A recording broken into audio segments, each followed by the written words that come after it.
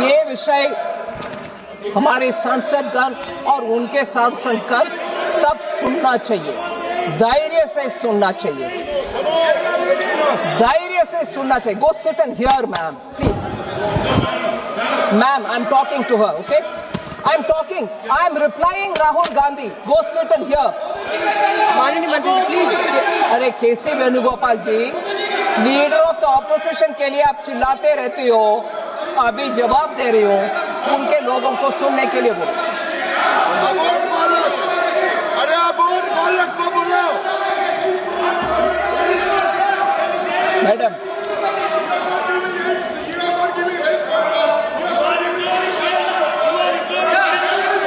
Food security value addition के ऊपर बात कर रहे थे।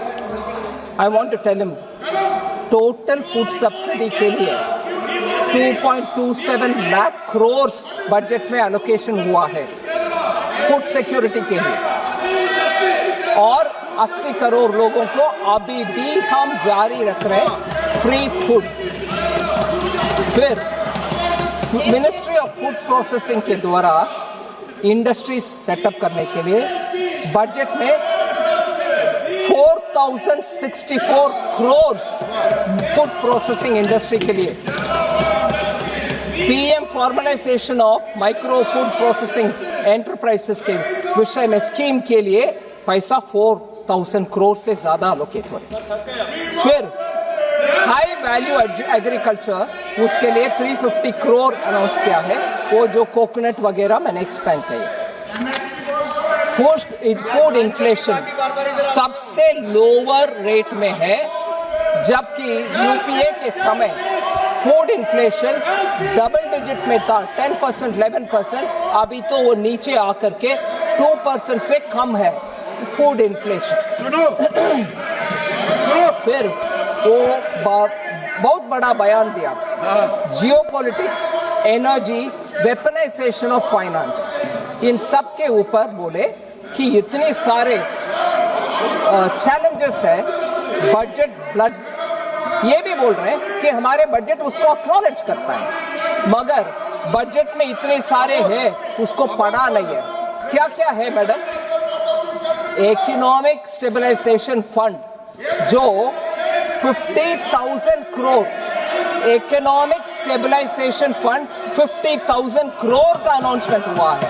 अनएंटिसिपेटेड, अनएक्सपेक्टेड, अगर चैलेंज होता है उस पैसा को उपयोग कर सकते। ये 25-26 में ही अनाउंस हो चुका है, वो पैसा है, उनको उसका ध्यान नहीं है। Technology security fund 9,800 crore to counter weaponization of technology and finance हमने अलॉट कर चुके हैं, वो उसको भी उनका जानकारी नहीं है, पढ़ा नहीं है। अबोध वाला energy security,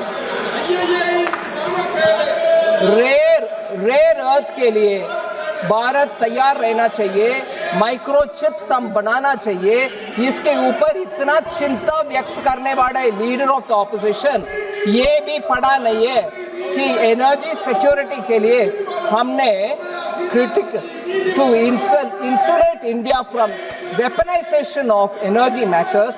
The budget pushes for autonomy in critical minerals. Customs duty का exemption हुआ, न्यूक्लियर पावर के लिए 2,500 करोड़ अलॉट हुआ, and national green hydrogen mission के लिए 600 करोड़ अलॉट हुआ।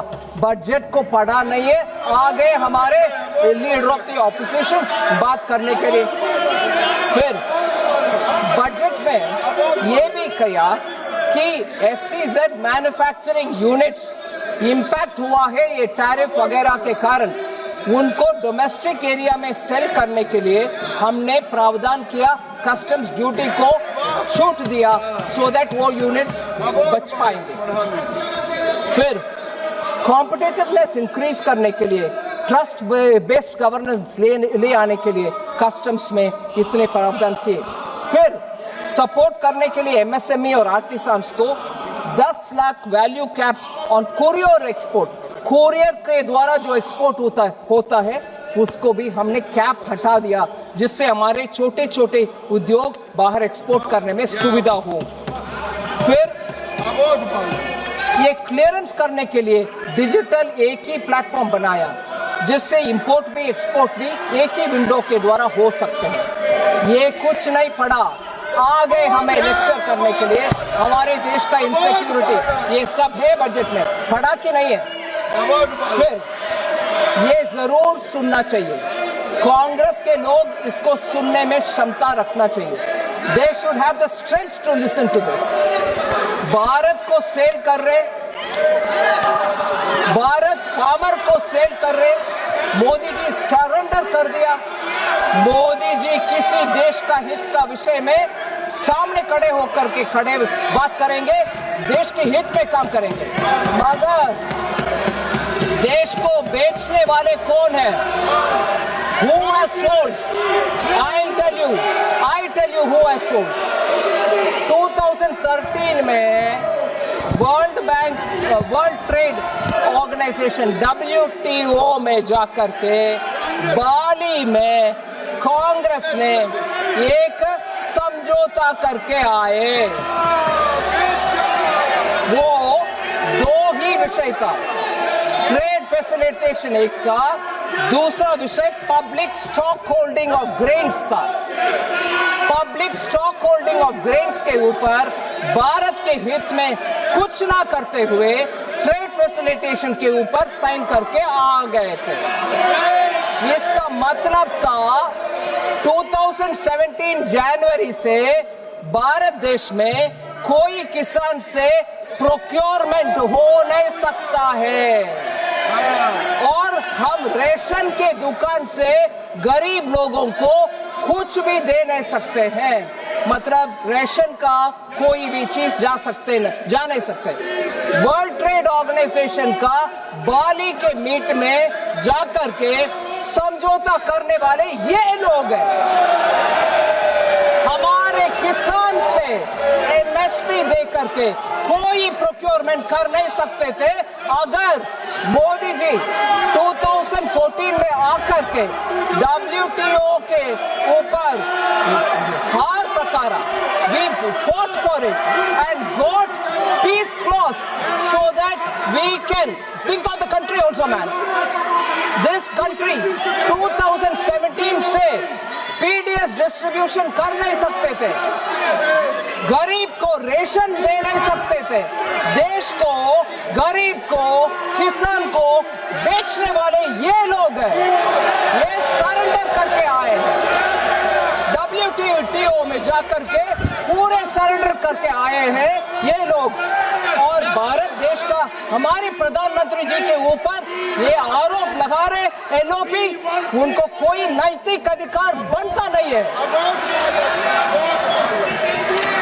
2017 के अंदर पीस क्लॉज WTO में लेकर आए मोदी जी। इसके वजह से कोविड के समय हम सब लोग को रेशन दे पाए और किसान से आज भी प्रोक्योरमेंट हो रही है। नहीं तो कांग्रेस के साथ चलते हुए हमारे देश का किसान सड़क पर आ जाते। ये सेल करने वाले लोग हैं, ये भारत का किसान को बेचने वाले लोग हैं, ये हमारे गरीब को बेचने वाले लोग हैं। मैडम, लास्ट में एक और विषय, नहीं पाकिस्तान के साथ भारत को जोड़ने दे दिया और US एडमिनिस्ट्रेशन के साथ डील करने के समय आप पाकिस्तान के साथ भारत को जोड़ने क्यों दिया? और ये कहकर लीडर ऑफ द ऑपोजिशन हमें सजेशंस दे रहे हैं, नेगोशिएशन कैसे करना है। किसान को, गरीब को सेल कर दिया 2013 में, और उससे पहले 2009 में शर्म अल शेख में जाकर के भारत और पाकिस्तान को जोड़कर हाइफरेट कर और टेररिज्म से ताल्लुक नहीं है, हम पाकिस्तान के साथ समझौता करेंगे, बात भी करेंगे करने वाले डॉक्टर मनमोहन सिंह, ये कांग्रेस वाले पाकिस्तान से इंडिया को जोड़ करके we will talk with Pakistan, और टेररिज्म से लिंक नहीं है कहने वाले ये कांग्रेस वाले आज आकर के हमें एडवाइस दे रहे हैं नेगोशिएशन कैसे करना है। सेल करने वाले आप लोग हैं, किसान को भी, गरीब को भी, इस देश को भी पाकिस्तान से जोड़ने वाले आप लोग हैं। चिल्ला चिल्ला के मेरे आवाज को बंद नहीं कर सकते। ये पूरे देश सुनेगा, ये पूरे देश सुनेगा। आप आकर के इधर हमें एडवाइस दे रही हो। यस, किरण रिजिजू ने सही कहा, भारत को बेचने वाले कोई माय की लाडला अभी तक जन्म नहीं हुआ, मोदी जी कभी नहीं करेंगे। Thank you madam.